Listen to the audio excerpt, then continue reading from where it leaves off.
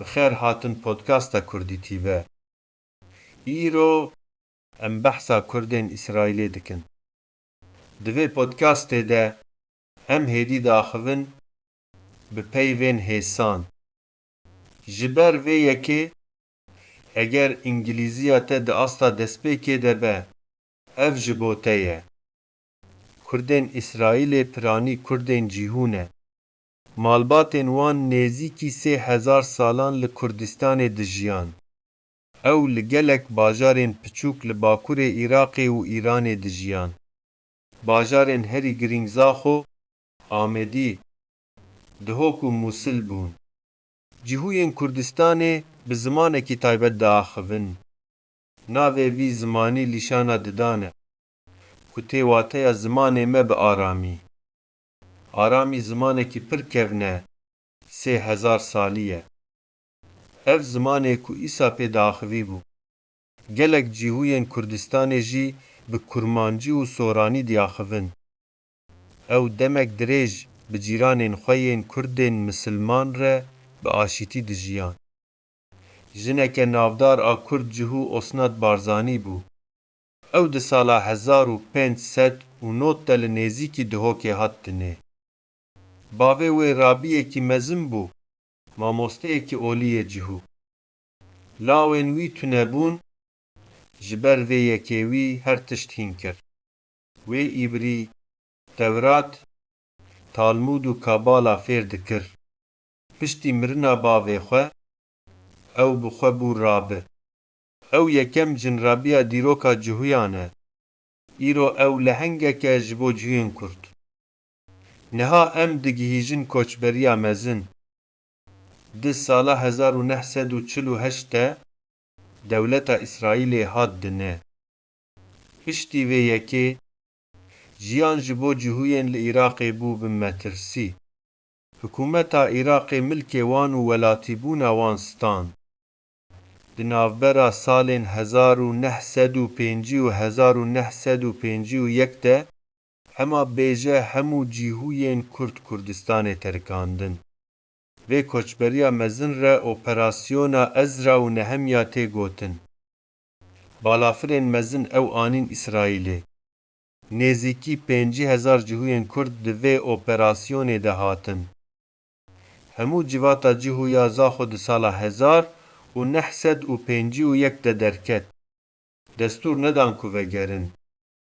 دویا بو هر تشتی بفروشن. لإسرائیلی جیان ده دستپیکه ده پر دجوار بو. پرانیین وان جوتکارین فقیر بون و ایبری نزانه بون.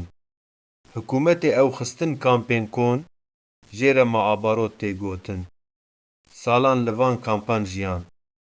هیدی دست به جیانه که نو کرن.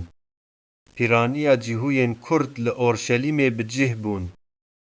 بتایبتی لتاخین نخلاوت و مصرارا دجیان. جیهوین کرد ایندن لتل آویو و حیفا بجه بون. او جسی زیده تر گندین جوتکاری جعالی وان و هاتن دامزراندن. ایرو نزیکی 200,000 جیهوین کرد لإسرائیل هنه. نیوی وان هینجی لأورشلیمه دجین. ده دسپیکه ده کارین حیسان گرتن. گلک وک حمال آوا کر و جوتکار دخبتین. نفشه یکم پر زحمت خبتی دا کو زاروکین وان بخوینن. نها زاروکو نویین وان بجیش. پارێزەر و مامۆستەنە. مێرەک ناودارێ کورد ئیسرائیلی یتسحاق مۆردەچاییە. ئەو di sala 1944 de li Akrê li Kurdistanê hat dinê. Wek zarokekî biçûk di sala 1949 de hat İsraîlê. Bû general di artêşa İsraîlê de di sê şerên mezin de şer kir. Paşê bû wezîrê berevaniyê İsraîlê. Ew cihûyê Kurdê herî giring di siyaseta İsraîlê de bû. Kurd İsraîliyekî dinê navdar stranbêj Itzik Kala ye. Bi sê zimanan distirê: Îbrî, Kurdî û aramî.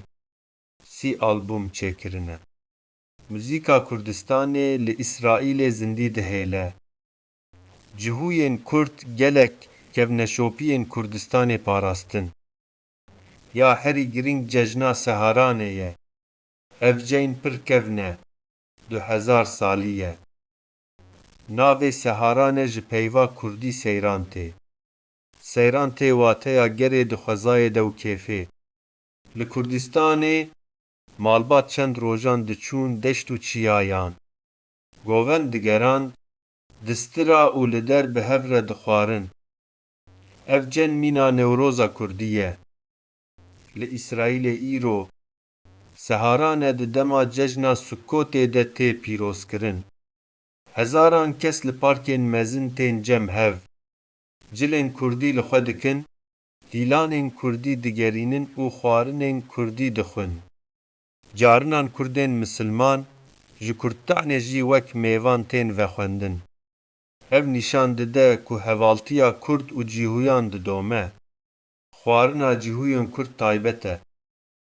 Ku beh çêdikin, cureyek kade bi goşt. Nanê Kurdî, tirşî û gelek şorbe çêdikin.